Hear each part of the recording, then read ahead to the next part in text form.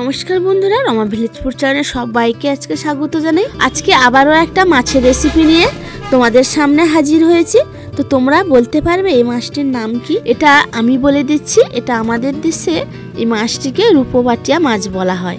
এই মাছটি একটু পাতলা টাইপের হয়, কিন্তু খেতে খুবই টেস্ট হয়। এই মাছ দিয়ে নানা রকম রেসিপি বানানো যায়, যেমন উচ্ছে বেগুন দিয়ে ঝাল দেওয়া তৈরি করা হয় এবং এগুলো দেখতে পুরো রূপোর মতো হয়। তবে এই মাছের আজকে আমি পাকা তেঁতুল দিয়ে টক বানাবো। মাছগুলোকে প্রথমে ছোট্ট ছোট্ট করে কেটে লবণ হলুদ মাখিয়ে নিলাম। এত গরমে এইভাবে যদি পাকা তেঁতুলের মিষ্টি মিষ্টি টক হয়, এই মাছ দিয়ে খেতে কিন্তু অসম্ভব টেস্ট। তো বন্ধুরা, রেসিপিটি শেষ পর্যন্ত দেখার অনুরোধ রইল। আর রেসিপি যদি ভালো লাগে তাহলে বন্ধুদের মধ্যে শেয়ার করে দিবে। আর যে সকল বন্ধুরা আমার চ্যানেলটিকে এখনও সাবস্ক্রাইব করেনি, তাদের কাছে অনুরোধ রইল আমার চ্যানেলটিকে সাবস্ক্রাইব করে আমার পাশে থাকবেন। রেসিপিটি শেষ পর্যন্ত দেখে একটা সুন্দর করে কমেন্ট করে যাবেন। আর তোমাদের কমেন্টে রিপ্লাই দিতে আমার কিন্তু দারুণ লাগে। বাড়িতে এই রেসিপিটি একবার ট্রাই করবেন। গরমের দিনে গরম ভাতের সঙ্গে একটা কাঁচা লঙ্কা থাকলে আর কিছুই লাগবে না। তো বন্ধুরা, কারা কারা এই মাছের টকের সঙ্গে কাঁচা লঙ্কা মাখিয়ে খেতে ভালোবাসো আমাকে কমেন্টে অবশ্যই জানাবে। তো চলো বন্ধুরা, রেসিপিটি শুরু করে নিই। প্রথমে মাছগুলোকে লবণ হলুদ মাখিয়ে নিতে হবে। মাছগুলো লবণ হলুদ মাখানো হয়ে গেছে। এবার মাছের মধ্যাংশের যে মাঝখানের মাছগুলো আমি কেটেছি ওইগুলো বেছে নিব টকের জন্য। একটা বাটিতে জল নিয়ে নিয়েছি আর পরিমাণ মতো অল্প পাকা তেঁতুল নিয়ে নিয়েছি। এবার এটাকে জলের মধ্যে গুলে রেখে দিব।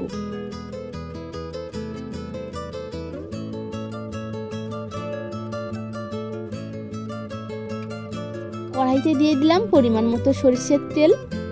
তেল গরম হলে ফোড়নের জন্য দিয়ে দিচ্ছি 1 চামচ 5 ফোড়ন আর 2টো কাঁচা লঙ্কা চেরা। ফোড়নটা ফুটে উঠলে মাছগুলো দিয়ে দিব। মাছগুলো দিয়ে দিয়েছি। এবার হালকা করে 2-1 বার নাড়াচাড়া করে নিব।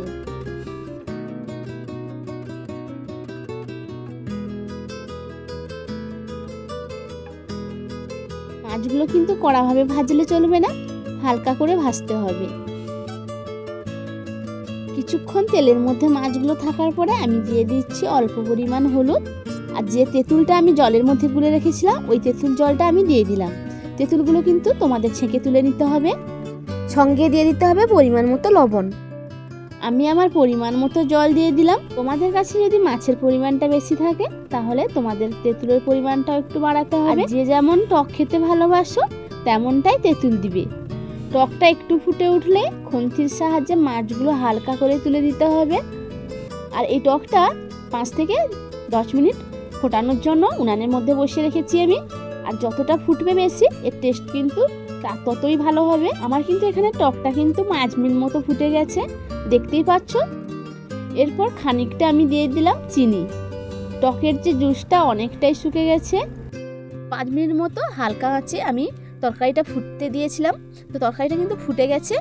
আর তার সঙ্গে নুন মিষ্টি অবশ্যই আপনারা চেক করে নেবেন। এবার এই রেসিপিতে যারা চিনি খেতে চান তারাই দেবেন, আর যারা চিনি খেতে চান না তারা স্কিপ করে যাবেন।